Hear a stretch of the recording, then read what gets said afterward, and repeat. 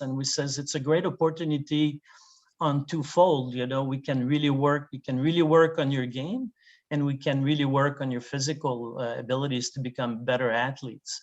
I think that's an area that sometimes players tend to maybe play too much, especially during the off season. Sometimes, in some provinces, they end up scheduling some selection events or some events, and people will just don't want to miss anything. But at the same time, if you play too much and you don't take care of your game, then it could hurt you in the long term.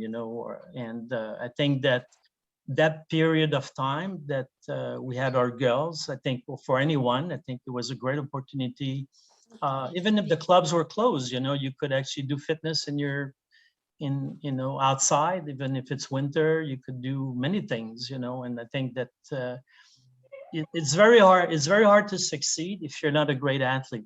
And so you really need to take care to become a great athlete, which is really a priority. I would say before 14, even before becoming a great tennis player, it's to become a great athlete, and at the same time really getting your game in place for the future.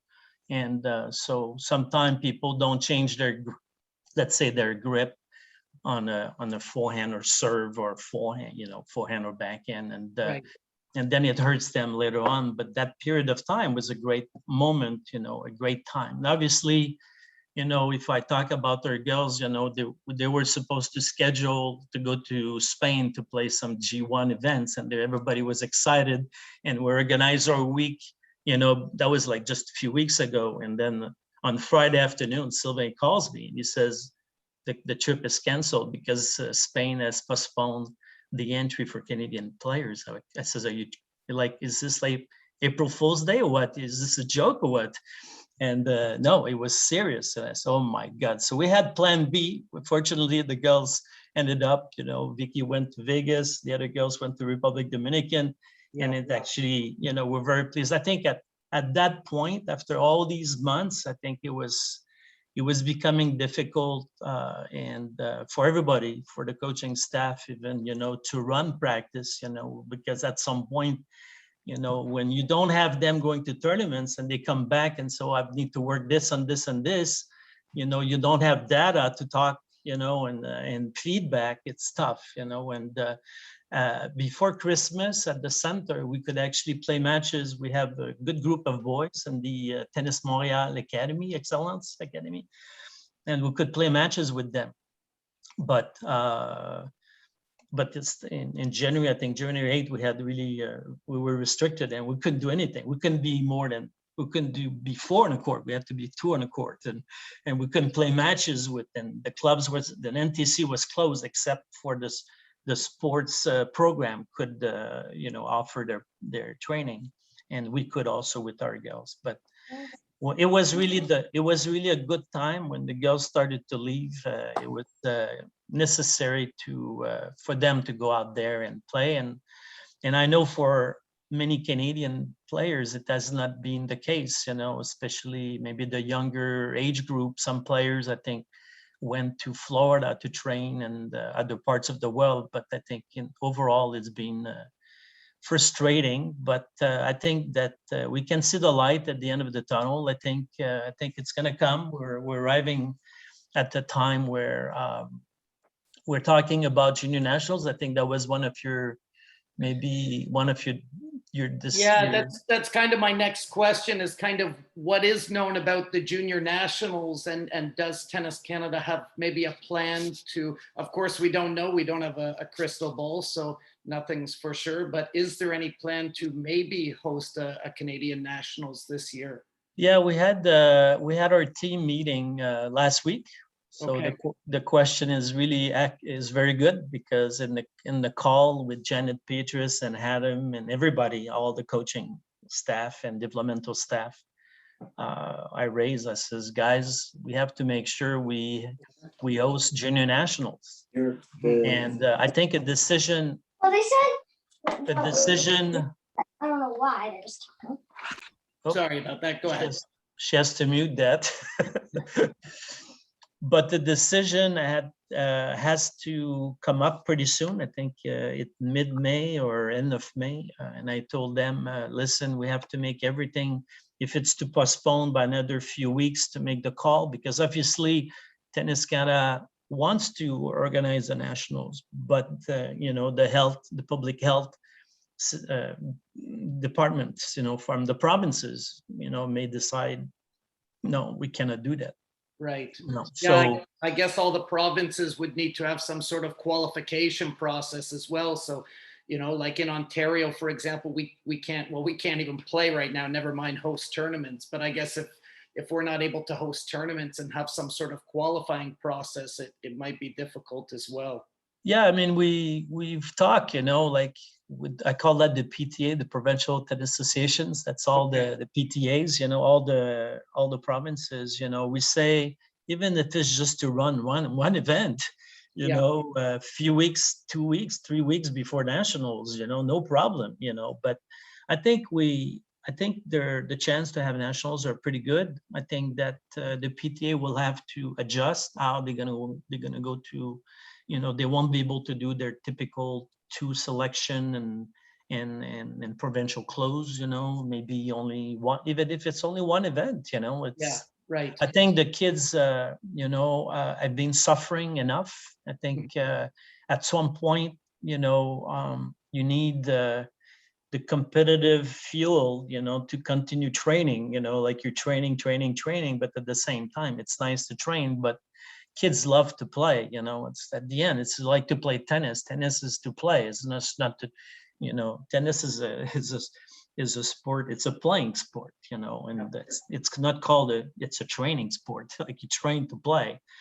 And I think that at some point, yeah. And I think we're readjusting. I don't know who's on the call, but even for the older players, I think I would say 13, 14 playing ITF, I think we're in discussion, will be with the ITF, the Repentigny G1, if we cannot run a G1 with the ITF, to agree to do a G3, because that's what they're converting. We have the G2 after the US Open. Well, maybe we run a G3 if we cannot do a G2, that sort of things. Right. There's discussion to maybe run some futures, this summer. Is it possible? Because we have a bunch of college players that,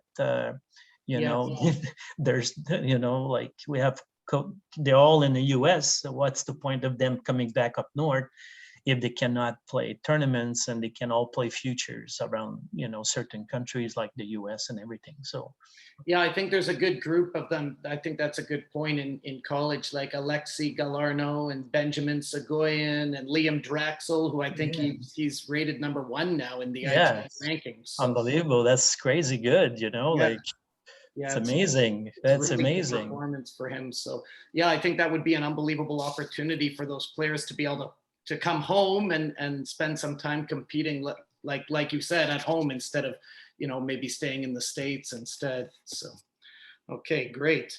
I have a list of Canadian champions who many of the students in this meeting are familiar with, and I was wondering if you could share with us kind of the first word that comes to mind when I mention these players. And I think you've been involved with almost all of them in the past in some way or another. So we can just go down the list and you kind of say what comes to mind. I like that. Yeah, it'll be fun. And yeah, I think I've seen this before. So we'll run with it and see how this goes. So Daniel Nestor. Passion. Bianca, passion of the game. Awesome. Bianca Andreescu. Talent. Felix Auger-Aliassime. Charismatic. Denis Shapovalov. Explosive. Eugenie Bouchard. I said Eugenie, she's famous, and she's still very famous, popular, because she's still getting wild cards. Yes. And she's well known around the world. People are following her, and they care for her. So famous. She's famous. Awesome. And last I had Rebecca Marino. Yeah, Rebecca, for me and for a number of people, it's values, great values. Yes. Really. Yeah. And, for what she's gone through, she left the game for a number of years. And now she's back playing, Fed Cup and qualified for the Australian Open. Yes. And, and played the Australian Open. So we're pumped for her. She's a great ambassador for sport, great values as a Canadian athlete. For sure. Yeah, I think she's a great role model for some of these kids to have, and kind of look into her story and see what she's been through and see what she's overcome. And like you said, I mean, she took a break from the game, and she was able to come back and still have great results. So yeah. It's really a great story. And to be with her, like in Fed Cup for like Layla or the young, and there's so much that you can get just to hang with Rebecca. And Right. I'm sure that Layla, I mean, she's a great athlete also. We're pleased with her results in the past few months, and she's a tough cookie. This one, I always say she's like the Rafa Nadal in a women's, in women's tennis, or as a Canadian tennis player, she's got the same attitude, same mindset as Rafa. She's there every single point, But anyway, with Rebecca, we're super happy about her being back into our sport. Yeah. Awesome. I think one of the biggest things that stood out to me when I reflect on everything that we've talked about so far is kind of the point that you really made about the physical development, and how we talk a lot about red flags sometimes in terms of grips or in terms of playing style. But I think that all the people on this call today really need to understand that there can be a lot of red flags in physical development too.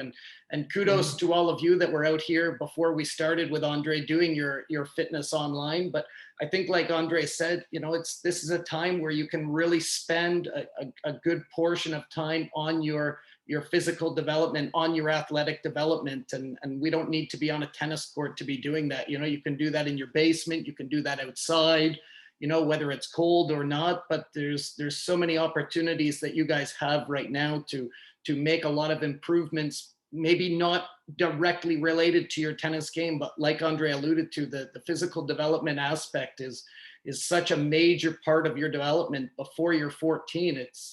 It's really tough to get it right afterwards if you haven't done it right beforehand. So if I may add, Mike, I think that I take Felix because kind of Felix was a little bit fortunate, to be in Quebec at the time where we had André Perron, who has retired last year, and André was in charge of the provincial regrouping program as a physical coach. And when Felix started to come, because he lived in Quebec City and he came on the weekends, most every weekend he came to work with me at the center during the original training center years he was with us. After he went to, he was promoted at 14 to the National Tennis Center, the full-time program, and Andre was still there. And then we got Nicolas Perrot, who's he's amazing as well. And then Virginie Tremblay, who's also, so, what people have, with all the athletes on your call have to understand, the younger ones do, is that we call that there's windows of opportunity to develop certain skills, and you cannot miss them out. And so it's really, really critical that at every stage you get to do the work that's supposed to benefit, because if you miss them, then it's going to hurt you. And tennis is, we can look at players 20, 30 years ago, but then you look at them now, including women's tennis, and the athletes have to reach 10 feet outside the doubles alley. And, so it's really a running sport now, and you've got to be able to get to the ball because power has gone to a much higher level. People are people are just in general, the rallying speed is becoming huge. It used to be like you look at the rally ball and they're rallying, but now it's like almost you feel like they're aggressing every single ball, and it's like if you watch a match from 20 or 30 years ago on YouTube, it actually looks like they're playing in slow motion compared to if you watch a match today. And you look at players like it's just like you look at Dennis and Felix the way and Bianca, I think they compare Bianca the US Open with Rafa's. I think she had more, her speed on her forehand was greater than Rafa. Yeah. So because, I think Rafa has more RPM, but Right. Bianca's ball came pretty fast off her racket. And so you got to get to that ball. And if you don't have the legs for it, you cannot play this at the highest level. You won't be able to play. And it's very important. You have to use, I think it's great at a younger age to become a greater athlete. It's not just to specialize in tennis also too early. It's really to, play soccer and, do other sports, and Right. so yeah, I would only encourage everyone on the call, like make sure you do the work, and it's just not just to play tennis and become an athlete, do the work you've been given guidance for and the program for, and then you have better chance to play at a higher level. Yeah, I think that's something that Tennis Canada has done an extremely good job with, is bringing in these experts in the physical development area, like the people that you mentioned, Andre Perron and Nicholas Perrot, and I know the gentleman that was working out of the Toronto Center. Yeah, Clement, yeah, I mean, Clement. These people, like whenever I do my courses or get to spend time at the training centers, like the information that they share, it's wow, it's really special. It's the players they're so fortunate to get to work with these people, because they're truly the experts in their craft. Yeah, we do miss Andre, Andre Perron, and I didn't even know that he had retired, actually. So yeah, that's such a loss, because he was actually involved in my level 4 that I just completed, and like it was just always a pleasure to listen to him, to what he had to say, and there was always something to take away from it. So yeah, passion and knowledge. Yeah, he had that. that's for sure. Yeah. That's for sure. And Andre, I don't know if everyone knows, but he was the one that took care of working with Chantal Petitclerc, who's now in the Senate. She's a senator, for the Canadian government. She was a wheelchair. She won, I think she's the most decorated gold medalist in wheelchair in all sport. And he was the one working with her. And before he connected with tennis. Yeah. Wow. Okay. No, I didn't know that. That's really interesting. Yeah. I think at this point, we'll open it up. I mean, if anybody in the group has any questions, you can just kind of type them into the chat. I hope that anybody who I work with, you should definitely have some questions for Andre, and then I can kind of pick maybe, I don't think we'll have time for too many, but we can kind of pick a couple that kind of pertain to this topic, what we've been going over. Somebody's asked a few times, like, how important is competition and playing tournaments? And I think you touched on it a little bit already when you said, we're not just training to train in this sport. Kind of the competition is really what motivates these kids to go through all this training that they're kind of putting all this effort into. And so, when you're sending these players out there on the road, like Vicky and Mia and Annabelle, it's, I gather that it would be for them to obviously be motivated when they come home, but then you touched on, maybe the coach taking statistics or seeing what's kind of working in their game and what's not working. I think you cannot become a great competitor without competition, so, and so, I mean, you need to go out there to compete. I think at some point when your level warrants for you to start playing internationally, I think it's really important to go outside your backyard. I call that your provincial backyard or your national backyard. Even when you're a younger player, if you reach if you're quarter finalist or round of 16 and you have a good level, under 12s or under 14, and you've got to start. There's a circuit out there. There's Tennis Europe, who has a fantastic competitive stream for all age group, plus ITF, before you get to 14 and 13, you go play in Europe if the level is there, to go and to play against European. They don't play like the Canadians. Maybe they do have better touch. The younger kids, they can do drop shot, they slide really well, and so just for you to go and see what your level is, when you play Auray, or if you play other tournaments, the big events under 12, or you play Le Petits As, or that sort of thing. And when you go to play the team championship, the zonals qualify, the under 14 World Junior Team Championship in Prestigeov, or you play the under 16 Junior Davis Cup, like our teams are about to go in a few weeks to Mexico to play the zonals, and then if you get to make the finals, you get to see the best player in the world, because it's the top 16 teams who have qualified through regional qualifying, Europe and Asia, and that sort of South America, and you get to play. You go, and I mean, it's fantastic. That's what I think gets you to get going, with your training. It motivates you, and I think even here, I think when we're able to compete, or if there's no tennis event, then we should have interclubs, ace against other clubs. We should organize. Definitely here in Quebec, we would like to bring kids to Toronto, to bring, we need to reorganize, that our top under 12s, if there's no events until nationals, we need to think about them, and same thing with the 14s.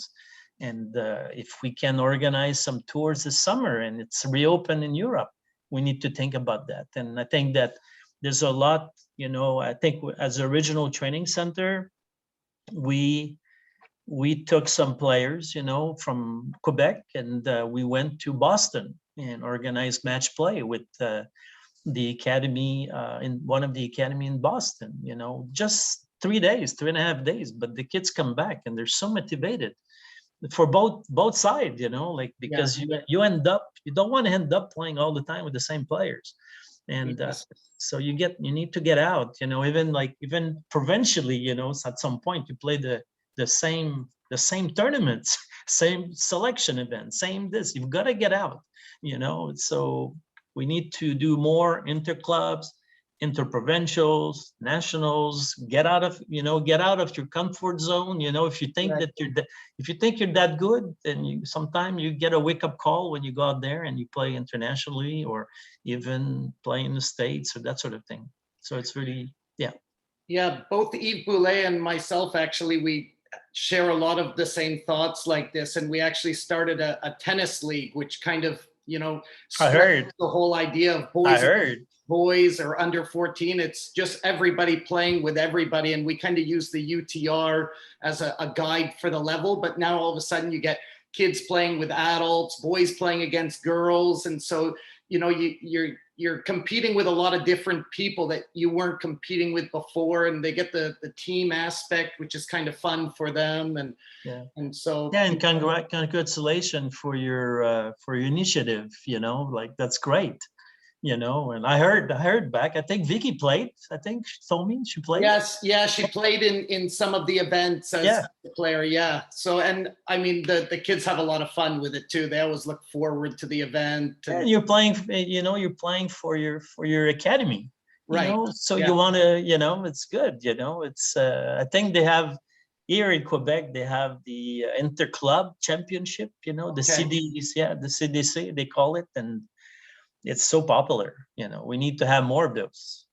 So well done. Yeah, I think the team events I think they're special for the kids, and they don't get a lot of this. And then a lot of the players too, they end up to go to college. Like, we have a lot of great Canadians there right now, and sometimes we haven't done a great job ourselves of maybe preparing them to play on a team, or what it's like to kind of play on a team and cooperate with your team and get your team engaged and involved. So hopefully some idea. Were the coaches allowed to coach during Yes. changeover? Yeah, so Yeah, that's so we great. have a coach. It's basically like we've taken the same format as the NCAA. So they play doubles first. They play one set of doubles, and then they play a singles match, 2 out of 3 sets in the singles. So with on-court coaching. So, you know, hopefully it'll make our coaches a little bit better prepared for team competition, and hopefully the players as well will get some more experience in that kind of environment. Great. We've got a couple of other questions, but we probably only have time for one more. I'm just kind of choosing which one would. So somebody, okay, maybe this one can be interesting. So what would you say is the most important skill to have in terms of becoming a professional player? And maybe skill could be thought of as like a specific tennis skill, or maybe it could be thought of as, you know, a mental skill or a tactical skill set or a technical skill set. I mean, obviously the players today are so complete in every area, but if you had to pick, we use the word here at the center with the girls, you know, all the time, and I think you're gonna like the word. It's called adaptability. okay, And yes. you know, you've got to be I've been playing in you know, we've gone adaptability, like it's the rain delay. You go from indoors, you go to outdoor clay court to indoors because it's raining and the courts are wet, and you know you're scheduled at 1, but then it's like something happens and you're playing at 5, or you know you get a rain delay during your match. You have to travel. Like if you want to become a professional tennis player, you got to enjoy traveling. Yes. You know, if you don't enjoy traveling, you know, our sport is worldwide, so you've got to enjoy traveling, and it's not easy. It's a tough. We're in a tough sport, Yeah. and we you know, no one signs contract, you know, like on NHL and NFL and that sort of NBA, you know. So you're on your own, and you know, obviously, I think you need to be able to adapt. You need to be able to face different challenges, and if you're not good at adapting, it's tough. It's really tough out there. So I would say that's a word that we use with our girls, and I think they have become better and better. You know, like we've told them, you know, on this trip, you know, it's not going to be always easy. You know, I think in Costa Rica, like Stéphane Arrive-Conquet was the coach there with Virginie, and they said it's forecast 100% rain for the next 6 days. Wow. And I think it was like very cold as well, and you know they had so many rain delays, and so they went through it. And if all this is making you frustrated and you arrive in your match play frustrated, I mean, there's no way you can perform well. So you've got to be, obviously you've got to have the game. You mentioned that, but you have to be a great adapter. You've got to adapt really well. I know Andre Perrant would definitely approve of that word. The number of times I've heard that from him is was a lot. So yeah, adaptability, yes. yes, I think it's a really great point that you brought up, and yeah, I think that's a really great answer. Andre, I want to really thank you for taking the time to do this today. I mean, it was great for me. I got a lot out of it, and I hope everybody else in the chat was able to take something away too. I know I sure did. So again, from all of us, thank you for taking the time to do this. Thank you for the opportunity, and good luck, everyone. And let's cross our fingers that tennis resumes quickly in Ontario and across Canada. Absolutely. Thank you. Wishing you a great summer. Awesome. Thank you, Andre. You take All right. Thank you. Thanks. Bye. Bye. Thank you. Bye. Thank you. Bye. Bye. Thank you.